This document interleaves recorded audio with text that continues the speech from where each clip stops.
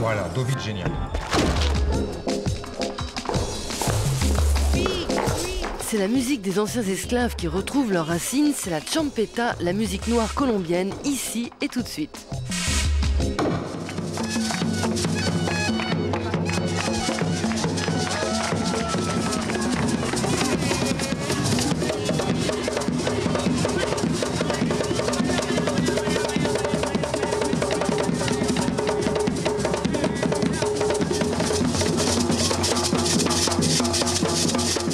La Colombie danse depuis toujours sur les musiques caribéennes, de la salsa au mambo, en passant par la cumbia ou les tambours de Mapalé.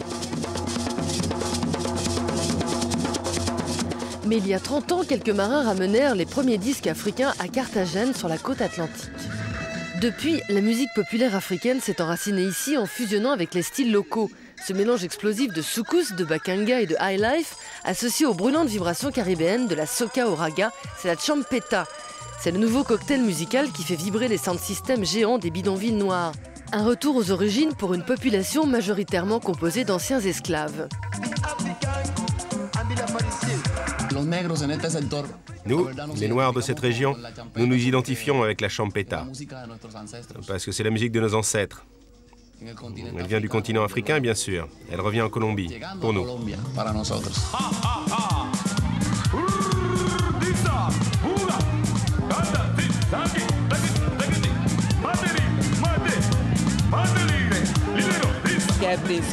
Au début, quand cette musique est sortie, les journaux disaient de nous c'est une musique vulgaire et des trucs comme ça.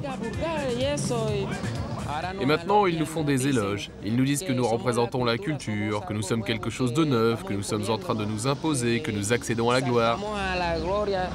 Non, nous, ce que nous voulons, c'est donner de la valeur à notre culture. Car partout, à Carthagène, il y a de la culture, mais il n'y a aucun appui.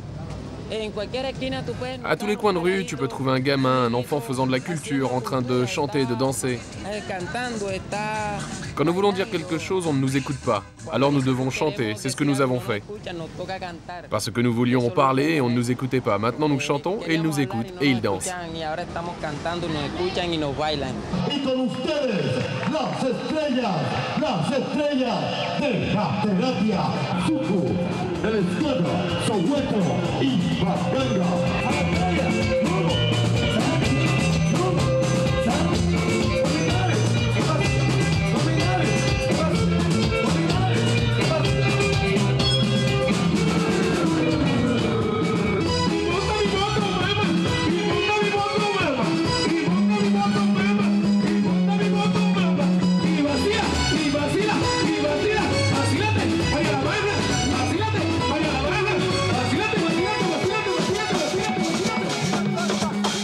Le berceau de la champeta se trouve ici à Palenque de San Basilio. À 70 km de Carthagène, c'est un des plus célèbres villages marrons d'Amérique latine. Il a été fondé au XVIIe siècle par des esclaves en fuite qui refusaient de construire les murailles de Carthagène. Dans le créole que parlent ses habitants, on retrouve un vocabulaire bantou venu du Congo et les instruments qu'utilisent les musiciens locaux sont l'héritage direct de leurs ancêtres déportés d'Afrique il y a plus de 3 siècles. En 1974, Palenque a donné un champion du monde de boxe à la Colombie, Kid Pambele, et il lui a offert la champeta. Les champetuos se considèrent comme les héritiers de cette lutte.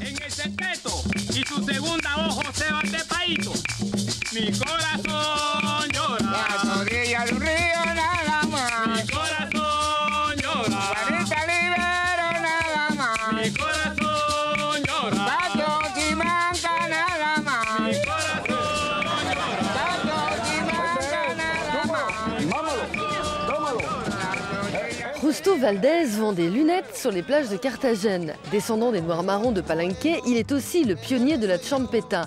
Leader du groupe Son Palenque, le roi de la champeta, comme il se fait appeler, enregistra les premiers succès de soukous créole au début des années 80.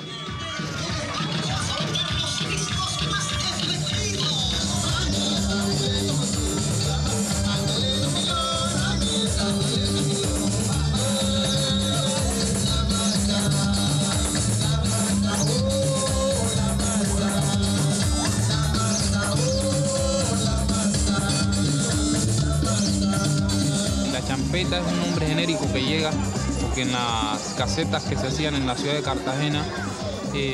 La champeta, c'est un nom générique. qui est arrivé parce que dans les sound systems de Carthagène, les gens qui aimaient ce genre de musique africaine, comme les autres l'appelaient, utilisaient un grand couteau pour se battre. Un grand couteau qu'on appelait champeta. Du coup, les gens qui dansaient sur cette musique furent appelés les champetuos. Les champetuos étaient synonymes de problème, d'antisocial.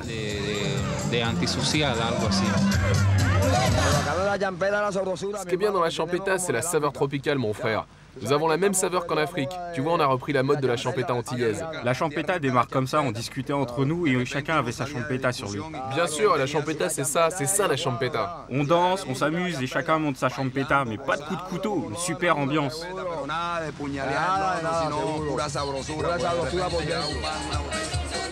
Le marché de Basurto à Carthagène est la capitale de la musique africaine en Amérique latine. Dans ses ruelles étroites, on peut écouter les derniers tubes nigériens ou les disques à tirage unique de champeta underground. Jesus Maria Villalobos est le propriétaire du plus grand sound system des années 70, le Chien Destructeur. Avec son label Perro Records, il est le nouveau messie de la champeta. L'Afrique doit ouvrir l'œil, parce qu'ici, il y a 25% d'Africains, de 100 Africains sur cette terre.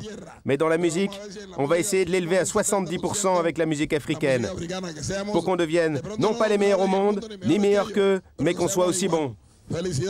Tous mes vœux aux Africains qui nous regardent, de la part d'un Cartagenero qui aime la Colombie, son département, le département de Bolivar, qui aime les Noirs et qui aime la pauvreté. Merci mes amis, merci, merci. Chaque année, les DJs de Perro Records se rendent à Paris et en Afrique pour acheter les dernières nouveautés de la musique afro. Le nom de l'artiste original sera effacé, les morceaux rebaptisés avec l'argot colombien et des voix et des effets musicaux seront rajoutés.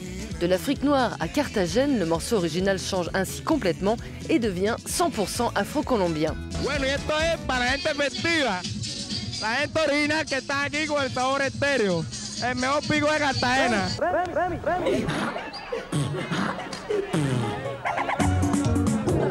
Dans la champeta, on parle de la vie de tous les jours et donc souvent de sexe, comme dans ce morceau de Chacun le Terrible, l'âne.